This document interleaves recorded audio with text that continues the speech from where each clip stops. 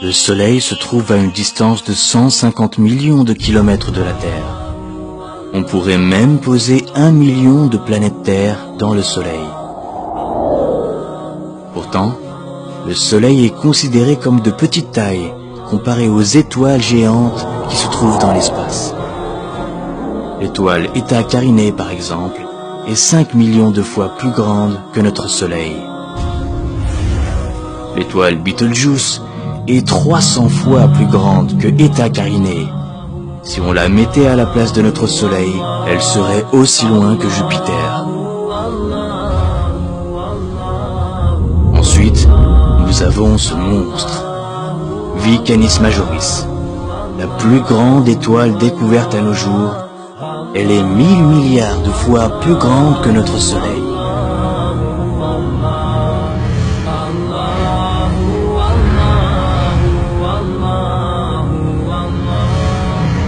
La Terre n'est plus qu'un vulgaire grain de sable.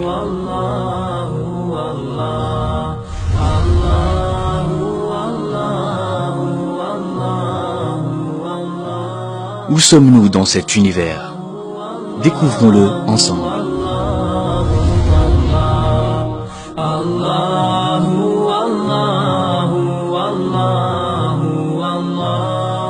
Si nous dépassons la couche thermosphère, située à environ 80 km au-dessus de nos têtes, nous verrions la Terre ainsi.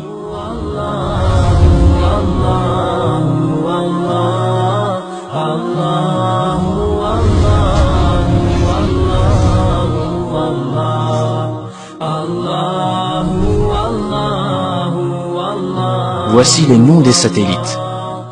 Ils ont été mis en orbite autour de la Terre.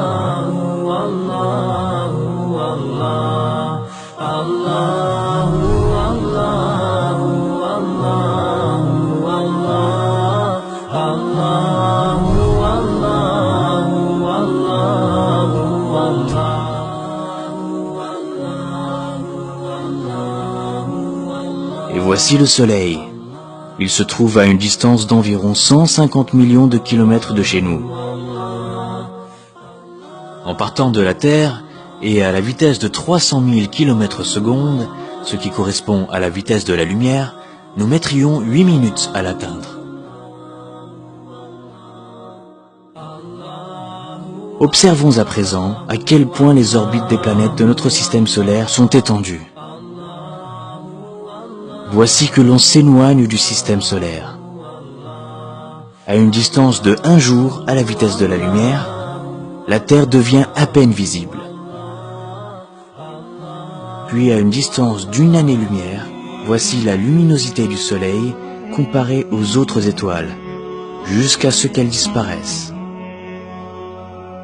Regardez cette gigantesque sphère. Elle contient des millions d'étoiles. Nous sommes à une distance de 70 années-lumière de la Terre. Du haut de ces nouvelles contrées inaccessibles, elle n'est plus qu'une petite aiguille insignifiante dans une botte de foin galactique. La Voie lactée est alors à 100 000 années-lumière. Puis, la Voie lactée, à son tour, devient un tout petit point parmi des centaines de milliers d'autres galaxies, et a fortiori, parmi des milliards d'autres galaxies, à une distance de 100 millions d'années-lumière. En poursuivant ce voyage cosmique, nous atteignons des distances qui défient l'entendement. Nous voici aux confins des constellations, à 5 milliards d'années-lumière, et ceci est ce que l'on a pu mesurer de plus grand à ce jour. Ce sont les cartes les plus lointaines que l'on puisse observer, et les derniers reflets du Big Bang. Arrivé à la fin de cet incroyable voyage intercéleste, à une distance époustouflante de 13,7 milliards d'années-lumière, et qui contient des trillions de galaxies, nous voilà en vérité dans le premier ciel du bas monde et ses ornements, Zinatus Semae Dunya. Tout ce que l'on vient d'entendre et de voir, sur les étoiles et ses orbites, ses galaxies et ses astres, et si l'on se conformait aux nouvelles théories des multiverses ou métaverses, tout cela n'est autre que le ciel du Semae Dunya, le premier ciel du bas monde. Au-dessus se trouve donc un second ciel, et au-dessus un troisième, et ainsi de suite, jusqu'à atteindre 7 cieux superposés.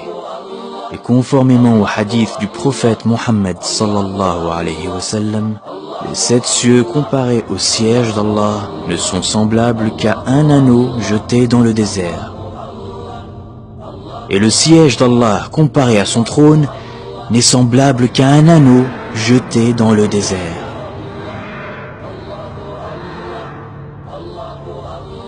Si tout ce vaste univers qui dépasse l'entendement n'est autre que la pièce de monnaie et le désert, le trône d'Allah, alors imaginons la grandeur d'Allah.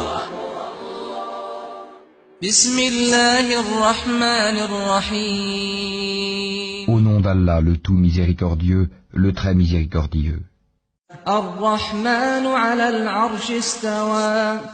Le tout miséricordieux s'est établi istawa sur le trône. Alors, c'est qui le plus grand de l'univers?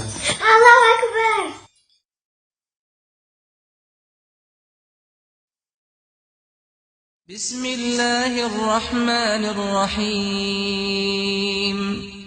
الله لا إله إلا هو الحي القيوم